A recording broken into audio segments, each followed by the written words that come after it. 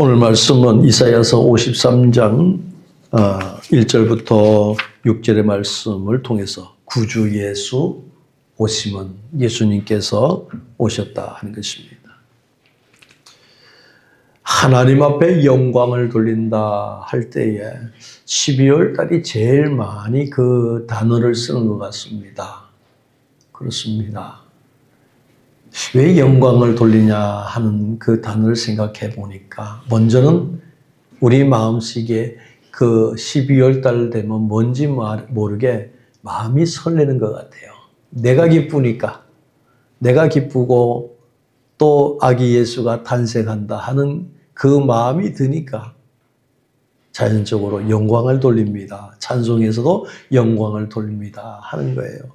그래서 우리 삶 속에서 어떤 마음을 가지고 있느냐 따라서 그 사람의 나오는 언어력이나 표현력이나 감정이나 이것이 나오는 것 같습니다. 사랑하는 성도 여러분, 여러분 한 주간 삶 속에서 여러분 얼마나 하나님 앞에 영광을 돌리는 고백을 하셨는지요. 다시 말씀드리면 구주 예수 그리스도가 내 마음속에 임재하심으로 말미암아 그 구주 예수 그리스도께서 성령님을 통해서 내 마음과 내 입술을 주장하여서 나올 수 있는 그 고백이 우리가 얼마나 그 비중을 차지했느냐 하는 것입니다. 사랑하는 성도 여러분, 오늘 우리 이 시간에는 우리 사랑하는 성도님들의 심령과 기쁨이 충만하시기를 주의 이름으로 먼저 축원을 드립니다. 어제 저녁에 예식장을 갔다 왔어요. 요즘 결혼식에 가면 그 예식장이 굉장히 화려하지요. 그리고 신랑 신부들도 연예인을 뺨칠 정도로 다들 그렇게 키도 크고 멋있고 그래요. 네. 하나의 그 깎아놓은 그 조각상 같은 느낌을 받았어요. 그리고 많은 사람들이 그 신랑 신부를 위해서 축하를 하고 축복을 하고 하는 그 자리가 굉장히 아름다웠습니다. 그래서 한편으로는 제가 그랬습니다. 저 기분으로 평생 갔으면 좋겠는데. 평생 갔으면 좋겠는데. 그렇습니다. 평생 가려면 우리의 마음속에 임재하시는 성령님이 계실 때에 평생 가는 기쁨이 있습니다. 예. 그러잖아요. 옛날에는 그 곰보가 많았대요. 곰보. 얼굴이 화산처럼 이렇게 뽕뽕뽕 뚫리는데 그 부부가 그렇게 서로 사랑을 하고 하는 모습을 봤는데 뭐가 좋아서 그렇게 사랑을 하고 지내느냐 그러니까 오랜 세월을 지냈음에도 불구하고 처음에 그 부부가 연을 맺은 것과 같이 나이가 들어서도 그렇게 부부 금실이 좋더라는 거예요. 그래서 물어보니까 예, 제 아내의 이 곰보 자국 하나하나를 세다 보니까 세월이 그만큼 지냈습니다. 그러는 거예요. 한마디로 우리 성경 말씀에도 상대방의 허물을 덮어주는 거예요. 우리 주님 그랬습니다. 사람의 그 외모를 취하지 아니하시고 중심을 보신다 그랬습니다. 늘 강단에서 말씀을 드리지만 우리 신앙생활은 기뻐야 합니다. 기쁨이 앗아가면 나를 점검할 시간이라는 거예요. 기쁨이 앗아가면 하나님 앞에 점검해달라고 기도하시면 돼요. 내 믿음이 연약해서 잃어버렸다면 하나님 저에게 믿음을 도로 찾아주세요. 그러면 돼요.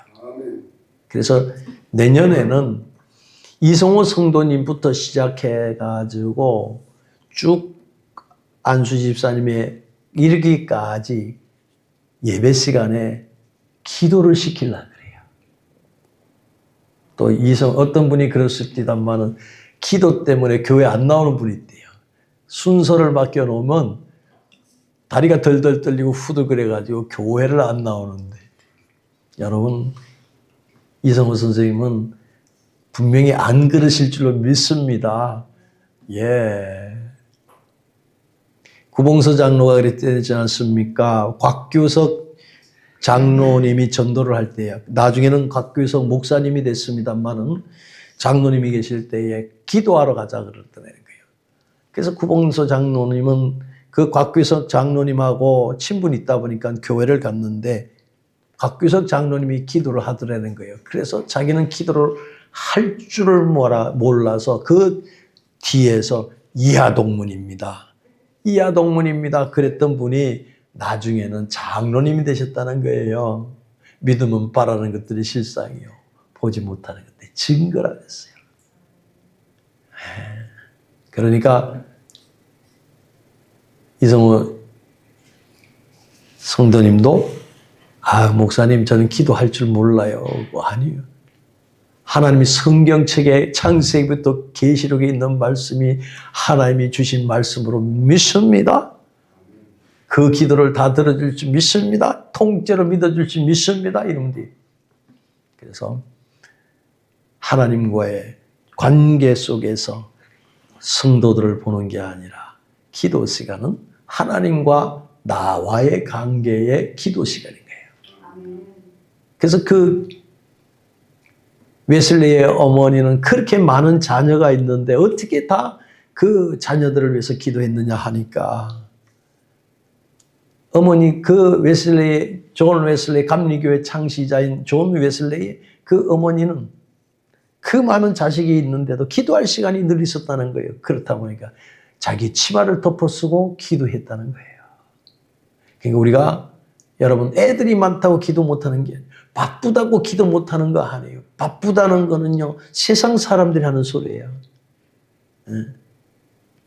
숨쉬기 바쁘다 보면 일찍 가야 되는 거예요.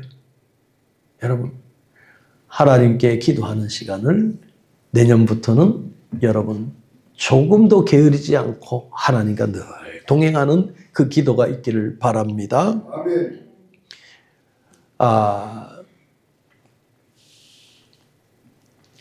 예수님께서 이 땅에 오셨는데 예수님은 다윗의 자손으로 오셨어요. 다윗은 누구인지를 아시지 않습니까? 다윗은 하나님의 중심으로 살았던 사람입니다. 그래서 유대인들은 다윗의 별을 상징해요. 그 국기를 그려갖고 있습니다. 어디 갔든지 그들은 담대합니다. 전쟁을 하더라도 그들은 우리들은 하나님의 백성이고 하나님이 우리를 지켜주신다고 하는 이 자부심이 대단합니다. 그리고 목숨 걸고 싸웁니다. 목숨 걸고 섰습니다. 죽을 똥 살 똥 모르고 이들이 전쟁을 해서 오히려 큰 나라들이 야야 그만 중재해가지고 그만해라 그러거든요. 그런 좀 막강한 힘을 갖고 있는 것이 이스라엘 백성들이에요. 그런데 그 내면에는 우리는 다윗의 후손이라는 이 자부심이 굉장합니다. 여러분 다 아시다시피 다윗은 골리앗을 문맷돌로 쳐서 쓰러뜨리는 이러한 능력자가 된 것을 보게 됩니다. 쓰러뜨리는 이유가 무엇일까요? 하나님을 의지함으로 말미암아. 하나님을 의지하지 아니하는 자들은 벌벌 떨고 무서워했지만은 그는 그 골리앗을 하나의 짐승을 봤습니다. 짐승을 때려잡으면 되겠다 하는 그러한 담대함이 있습니다. 그래서 형들도 감당하지 못하고 사울 왕조도 감당하지 못했던 그 부분을 다윗이 해냈습니다. 그것은 무엇일까요? 우리는 그리스도 안에서 하나님의 자녀가 되는 권세를 주었습니다. 그 하나님이 저와 여러분 속에 있고 여러분과 함께 하시는 그 하나님이 계십니다. 그래서 여러분 어떤 난공불락이라고 하는 처지에 있더라 할지라도 여러분 이렇게 시인하시기를 바랍니다.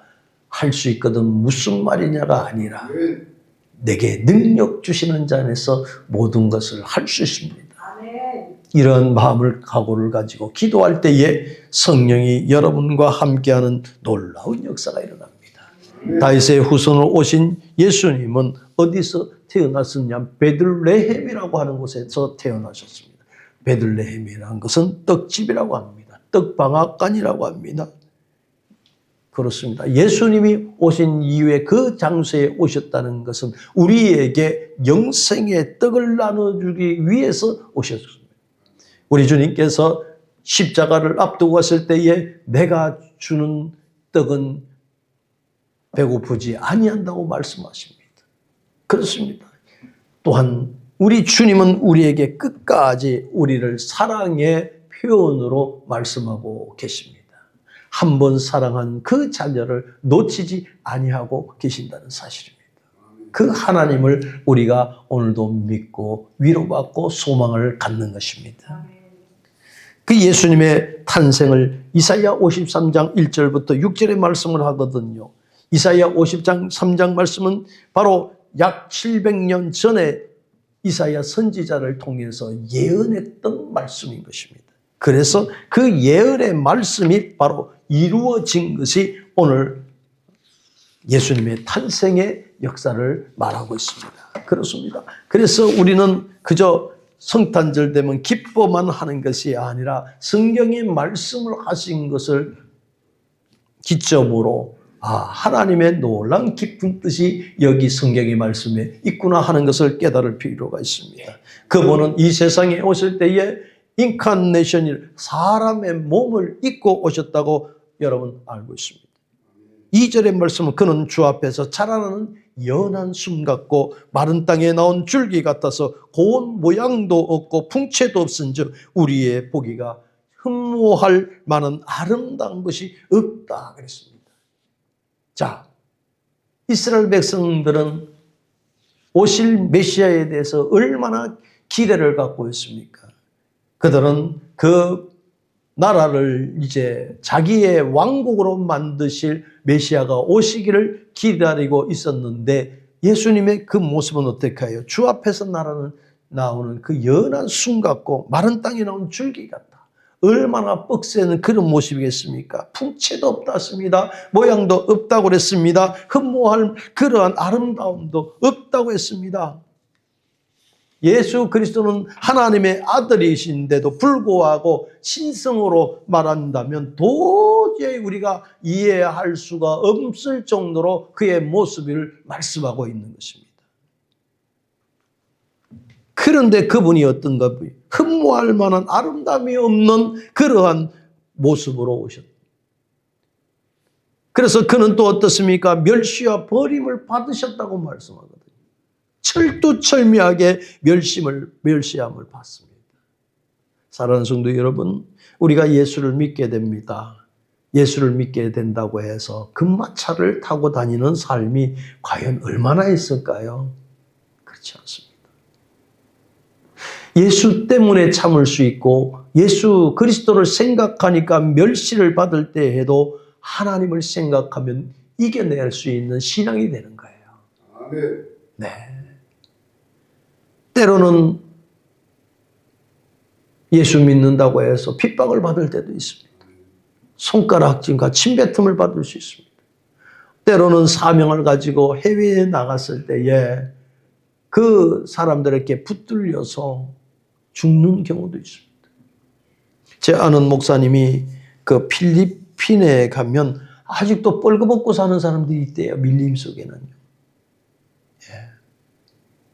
그래서 나름대로는 한국교회, 한국에서 부흥사 협의회 있고 부흥사 활동도 하고 그래서 교계신문에 사진도 이렇게 자기 얼굴을 딱 해서 아주 멋있는 은혜스러운 모습으로 사진도 잘 나올 때가 있는 걸 봤습니다. 그분이 그런 얘기를 하는 거예요. 어느 선교사님이 그 오지에 들어가서 목회를 하시는데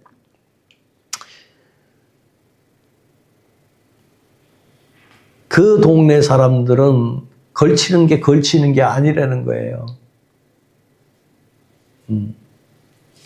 유 권사님은 그런 데 안 다녀오셨죠? 호텔이 있다 오셨죠?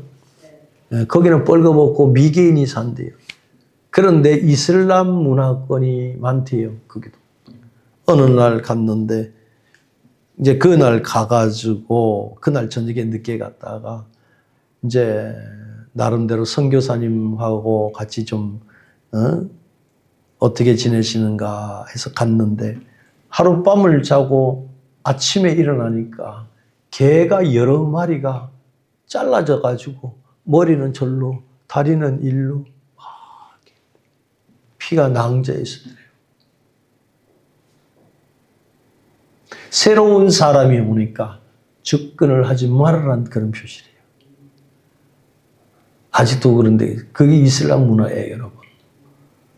우리 영역이니까 복음 전하지 말으라는 그 뜻으로. 그래가지고 그게 무서워갖고 성경은 뭐고 다 때리치고 나왔답니다. 왜 그럴까요? 죽음 앞에 두려움인데. 그 선교사님 대단하십니다. 그 얘기를 하더라고요. 그렇죠. 대단한 목숨 걸고 하니까요.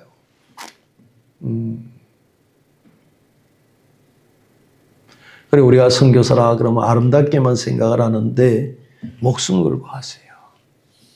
그걸 뭘로 겪고 나갈 수 있겠습니까? 하나님을 의지하는 믿음으로. 하나님을 의지하는 믿음으로. 1년이 다 지나가는 이때에 우리는 굽이굽이 하나님께서 우리를 지켜주시고 보호하시고 인도해 주실 믿습니다.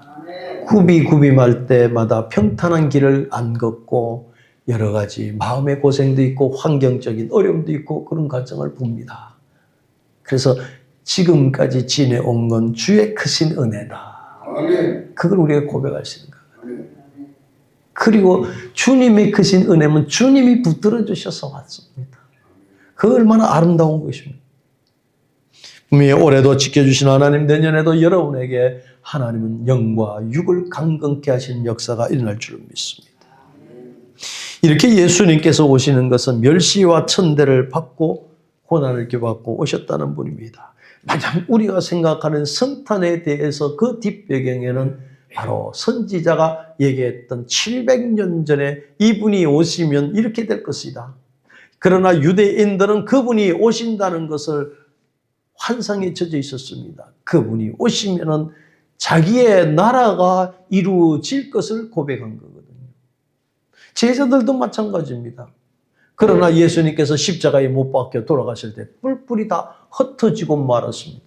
그럼에도 불구하고 예수님은 그들을 찾아가셔서 그들에게 말씀하셨습니다.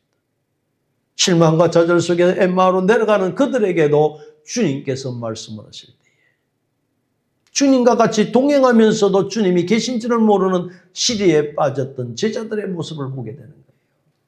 나중에서 주님의 그의 기들이 뚫힐 때에 예수 그리스도인 것을 알게 되는 거예요. 사랑하는 성도 여러분, 우리는 이 땅에 오신 예수 그리스도를 맞이하는 마음속은 어떤 마음일까요? 그분은 천한 자리에 오셨고 그 높고 높은 보좌를 버리시고 낮고 천한 자리에 오신 것은 우리에게 메시지를 주는 것은 그분은 겸손의 주님으로 오셨다는 것입니다. 우리가 주님의 형상을 닮아갑니다. 주님의 형상을 닮아가는 우리들에게도 항상 겸손함이 깃들어져 있어야 될 줄로 믿습니다. 그렇습니다. 하나님은 요한복음 1장 14절의 말씀대로 말씀이 육신이 되어 오신 우리 주님은 우리 가운데 장막을 치고 그와 뜻이 함께 하신다. 교회만 계시는 게 아니라 여러분의 삶과 여러분의 직장과 여러분의 가정 속에서도 항상 주님이 계신다는 사실을 믿으시면 아멘 하시기를 바랍니다. 예수님께서는 승천하실 때에도 세상 끝날까지 우리와 함께 하신다고 말씀하셨던 분이에요. 얼마나 우리를 사랑하는 것을 여기서 우리 깨달을 수가 있습니다. 나는 때로는 주님 미워요, 주님 싫어요 하면서 등을 돌릴 수밖에 없는 상황이 된다 할지라도 주님은 사랑하는 성도들을 버린 적이 한 번도 없다는 사실입니다. 이것이 하나님의 능력이고 하나님의 사랑이라는 사실입니다. 우리 구주 예수 그리스도는 우리를 사랑하시기 때문에 오셨고 그 예수 그리스도가 사랑하심을 우리에게 증거로 보여주셨다는 사실입니다. 이 또한 우리 주님은 오늘도 우리에게 은혜를 내려주시기를 원합니다. 그래서 우리는 마음문 활짝 열고 받아들 때에 한없는 은혜가 여러분의 심령을 채워주실 줄로 믿습니다. 그럴 때 하나님의 말씀이 들어가면 능력이 생기는 것입니다. 능력을 받은 사람은 주를 위해서 살아갈 수 있는 용기와 담력이 있는 것입니다. 사랑하는 성도 여러분, 주님이 여러분과 함께 하실 때에 영안이 활짝 열리는 역사가 일어나기를 주 여러분을 축원드립니다. 이 땅에 살아가면서 우리 주님께서 오신 그 사람의 육신의 몸을 꼭 가지고 오신 우리 주님은 멸시와 간고와 질고와 고난을 당하셨다고 말씀을 하고 계십니다. 여러분 낙심이 됩니까? 여러분 실망이 됩니까? 오늘 이사야 53장 5절을 한번 읽어보십시다. 빠른 속도로 읽읍시다. 시작. 그가 찔림은 우리의 허물 때문이요 그가 상함은 우리의 죄악 때문이라. 그가 징계를 받음으로 우리가 평화를 누리고 그가 채찍에 맞아 우리가 나으리라. 예수 그리스도께서는 나 때문에 우리 주님께서 이 땅에 오신 것은 우리의 여러 가지 문제가 있지만 채찍에 맞음으로 우리는 나음을 없는 삶이 되는 것입니다. 여러분의 육신에 질고가 있습니까? 여러분의 심령 쪽에 아픔이 있습니까? 채찍에 맞음으로 말미암아 주님의 대심을 맞음으로 말미암아 우리는 다 나음을 입었도다. 나음을 받은 줄로 믿습니다. 우리는 말씀을 붙들고 나갈 때에 승리하는 역사, 기적의 역사, 생명의 역사가 될 줄 믿습니다. 할렐루야. 말씀은 능력인 것입니다. 말씀 가지고 나갈 때 악한 원수마귀는 꼼짝 못하는 것입니다. 하나님의 입에서 나오는 말씀으로 우리가 살아갈 때에 여러분은 생기가 넘칩니다. 여러분의 심령 속에 평화가 넘칩니다. 세상 평화인 게 최고잖아요. 마누라를 두드려 패는 남편인데 그 평화가 있다고 생각합니까? 아니요. 어떡하면 여보 뭐 먹고 싶을까? 여보 뭘 생각해? 뭐 해? 아 여보 오늘 뭐 백화점에 가서 당신이 원하는 백 하나 사줄게. 요즘 백이 되게 비싸잖아요. 그래. 아내를 기쁘게 하는데 뭐 그 남편이 상정같이 안 보일까요? 그러니까 아내한테 사랑을 받으려면 내가 먼저 해야 되는 거예요. 너희가 대접한 죄로 남에게 대접한 죄 너희가 먼저 하다지. 여러분 살면서 권태라고 하는 사람 왜 권태가 있습니까? 권태가 상대방에서 오는 게 아니라 나한테 오는 거예요. 자기가 잘못했기 때문에 그런 거예요. 지 마음이 요동해서 그런 거예요. 그런 건 상대방 보면서 그래요. 아니요. 근데 주님은 어떻게 했어요? 주님은 질고를, 고난을, 멸시를 당하면서도 우리를 끝까지 사랑하는 마음이 변동이 없었어요. 변동이 없어요. 그래서 우리가 주님 발자취를 따라가는 거예요. 그래서 여러분이 예수를 믿는 신앙하면 그 사랑이 내 속에서 상대방을 사랑하는 마음이 깊어지시길 바랍니다. 조건 달면 안 돼요. 무조건입니다. 부모와 자식한테도 그렇고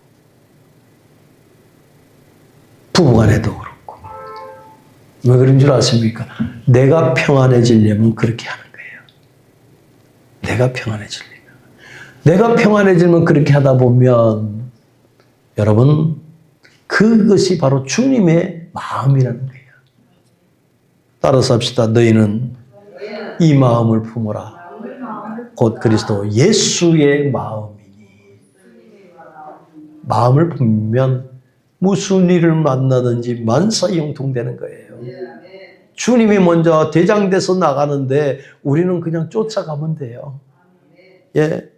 그분이 이 땅에 오셔서 질고를 지시고 슬픔을 당하셨고 징벌을 받았고 하나님 앞에 매를 맞는 이 모든 것은 우리가 맞아야 할 그 채찍이었고 우리가 찔려야 할 그 부분을 나를 감싸서 대신 등에 지고 맞으셨다.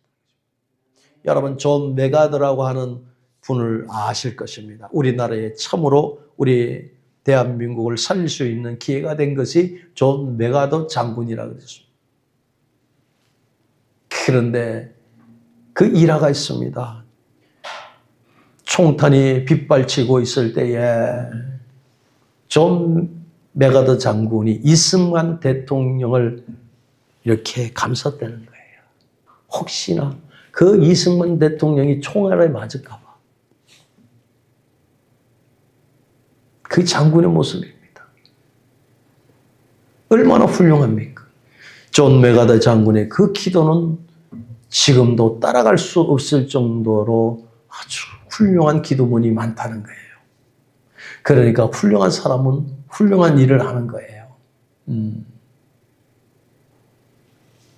사랑하는 성도 여러분, 주님께서 이 땅에 오신 것은 오늘 우리에게 은혜를 주시기에 왔습니다. 700년 전에 예언했던 그 주님. 그 주님이 높고 높은 보좌를 넘어서 낮고 천한 자리에 왔는데 그분이 어떤 모습으로 왔느냐. 우리를 사랑하는 모습으로 올 것이라고 하는 것을 예언을 했다는 거예요. 그런데 기쁘다 구주 오셨네. 그 뒷배경에는 채찍에 맞음으로 인해서 우리에게 해결점을 주시기 위해서 수고하고 무거운 짐진 자들아 다 내게로 오라. 무겁습니다. 힘듭니다. 버겁습니다라고 하는 저들에게 주님은 나음을 얻게 하시고 채찍에 맞기도 하시고 조롱을 당하시기도 하시고 슬픔과 모든 걸 감당하신 분이기 때문에 한 가지 은혜를 우리에게 주신 그분이기 때문에 우리가 예수 앞에 나가는 거예요. 여러분 찔림과 상함을 깊이 상고하시기를 바랍니다. 그러나 그분께서 이것을 당하시고 징계를 받으시고 채찍에 맞으셨습니다. 더 나가서 그것은 바로 우리의 허물과 죄를 벗어났습니다. 사마리아 여인이 인생의 삶을 해를 느끼고 있습니다. 사마리아 사람들마저도 그 지역의 사람마저도 이 사마리아 여인을 손가락질을 해서 당당하게 해가 뜨지 않는 날에 그 덥지 않는 시간에 가서 물을 길어올 수 있는 그런 생활이 되어야 하는데 남들이 그 더운 시간에 나오지 못하는 시간에 가서 물을 길습니다. 한마디로 인생에 살면서 창피하고 고개를 들 수 없고 그런 삶입니다. 그런데 주님께서 사마리아 여인을 만나면서 내가 주는 물은 영원히 목마르지 아니하다는 그 말씀이 은혜를 받습니다. 세상 살아가면서 손가락질을 받고 수모를 당했지만 주님께서 너는 이제 그런 삶이 아닐 것이다. 너는 나를 믿으면 영원한 그리스도인이 될 것이다. 그 여인은 평생 그 마음속에 그 갈급했던 그 마음속에 그 마음속에 공허했던 그 마음속에 주님의 말씀이 들어가니까 예언이 달라지기 시작합니다. 순간적으로 달라가면서 내가 예수를 만났다. 내가 메시아를 만났다. 아니 창피하고 부끄럽고 숨을 다하는 여인이 그 물동이를 내버려 두고 뛰어다니기 시작합니다. 내가 메시아를 만났다. 내가 그리스도를 만났다. 나의 안식처 되신 구세주를 만났다. 이것이 신앙인 것입니다. 신앙생활 잘한다는 사람들은 석박사가 돼야만이 잘 믿고 믿는 사람입니까? 아니에요. 강남 쪽에는 의사 선생님들만 모여서 목사 한 분을 초빙해서 그렇게 예배를 드린대요. 왜 그러냐? 수준이 안 맞아서. 일반 사람들의 수준이 안 맞아서. 거기 가서 설교하는 목사님 저는 좋게 안 봅니다. 그렇게 돈을 밝힐다면 돈놀이를 하든지 돌아다니지. 그게 무슨 목회입니까? 설교하는 앵무새지. 주님이 그렇게 했습니까? 주님이 이 땅에 오실 때 소외되고 상처받고 낙심되고 가난한 자. 교회는 이것이 어부러져요. 근데 시대가 변질됐어요. 죄송하지만. 저희는 뭐 얼마 없으니까 그게 안 된지는 몰라도 목동만 가도 목회를 했던 목사님이 그래요. 몇 평짜리 성도님들은 요쪽에, 몇 평짜리 성도는 저쪽에. 왜 그러냐 하니까 말 그대로 높은 평수에 있는 사람들이 적은 평수에 가서 무시를 한대요. 콤플렉스가 걸리는 거예요. 그러니까. 이건 실질적으로 있는 거예요. 어느 권사님이 신방을 받습니다. 그런데 그 집에는 막 떡갈비가 나오고 막 근데 이쪽 집에는 그런 대접을 못 하는 거예요. 근데 목사님께서 물론 부목사입니다. 그 권사님 가정을 생각해서 권사님이 차라도 한 잔만 대접하면 됩니다. 그런데 사실 그런가요? 저기서는 막 신방 다닐 때 그렇게 잘했는데 여기서는 하니까 마음이 아프다는 거예요. 그래서 그분하고도 그때 얘기를 한 적이 있습니다만 사람이 살면서 이렇게 차이를 두는 것은 안 좋습니다. 절대 여러분 차이 두지 마세요. 예? 그잖아요. 목욕탕에 누가 갔대잖아요. 머리 빡빡 깎은 사람이 목욕탕에서 그 뜨거운 데서 다 있더래. 근데 이 중학생 하나가 텅 부다가 들어갔다는 거예요. 얘야, 물장난 치지 말아라. 아저씨가 누군데요? 그러니까 내가 중이다. 그러니까 나는 중3인데요. 이랬대.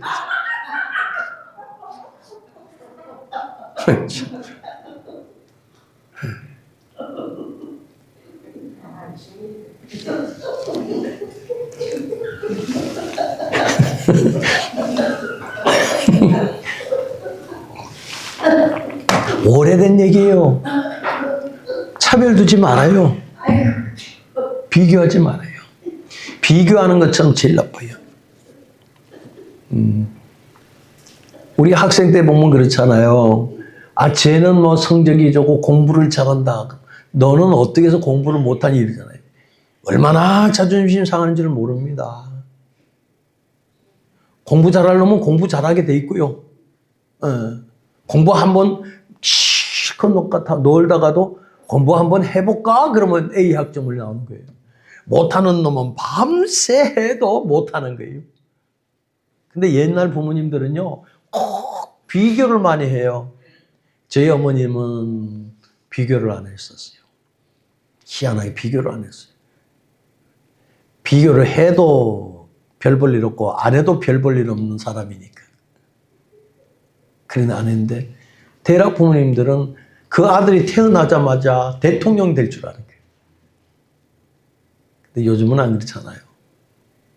그저 자녀를 위해서 그냥 기도해주고 지구에 이 땅에 직업이 얼마나 많습니까? 가지가 몇만 가지인데. 근데 왜 그 좁은 문으로 그것만 하라 그러는지.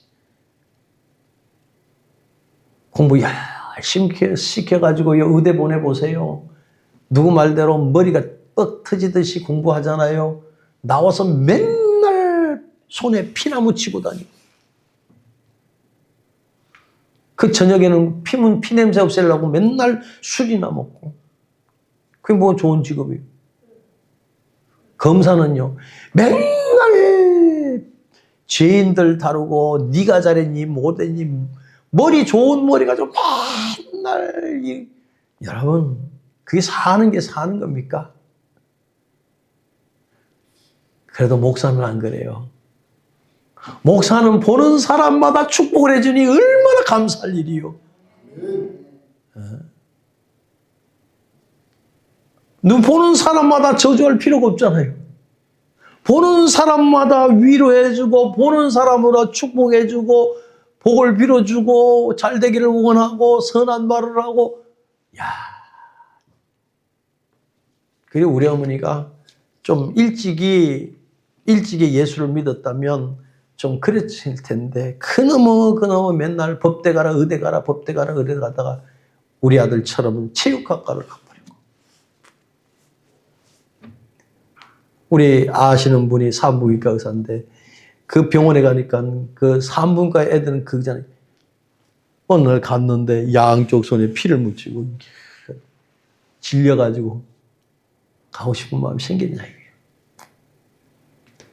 사랑하는 성도 여러분, 우리 허물을 우리 죄하심을 가려움을 긁어주신 분은 바로 우리 주님이에요. 주님이 함께 하시면 여러분 힘이 나야 됩니다. 함께 하시면 그분이 오신 그 성탄절은 우리를 대신해 주시기 위해서 그 사랑을 듬뿍 가지고 오셨는데 베들레헴에 오셨어요. 베들레헴에 오신 떡집은 말씀 그대로 상징적인 것이 있지만 그분은 생명의 떡을 주시기 위해서 오셨다. 그래서 우리는 하나님의 말씀을 먹어야 돼요. 하나님의 말씀을 먹어야 건강해질 수 있습니다. 그것도 분별의 능력으로 받아들이시길 바랍니다. 오늘 우리가 삶 속에서